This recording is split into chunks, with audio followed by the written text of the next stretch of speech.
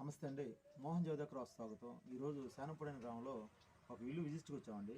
అట్లే దీంట్లో ఉన్న ప్రధాన కారణాలు ఏంటంటే, ఇది ఫర్వర్డ్ ఫేస్ అండి. ఇల్లు ఫర్వర్డ్ ఫేస్ అయితే వీళ్ళు ఏం చేస్తారంటే పూర్తిగా నైరుతిలో బాత్రూమ్ కట్టుకున్నారు. పూర్తిగా నైరుతిలో డిగ్రీ ప్రకారం వచ్చేదాకా నీకు పరమట దక్షిణం నైరుతి భాగంలో బాత్రూమ్ కట్టారు.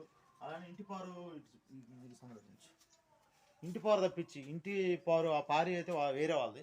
అయితే వీళ్ళు ఇంటి పారు వచ్చేతలకి అవతల ఈ యొక్క బాత్రూమ్కి ఆ ప్రారికి కనీసం 3 అడుగులు ఉంటుంది మధ్యలో ఇంటి పారు తప్పించి ఇంక వెనక్కి పెంచుకున్నారు. కాబట్టి ఈ యొక్క నైరుతి పెరిగింది. ఈ నైరుతి పెరగడం వల్ల ఇప్పుడు యజమాని ఆర్థిక పరంగా కానీ అనారోగ్య పరంగా చాలా ఇబ్బందులు ఉంటాయండి.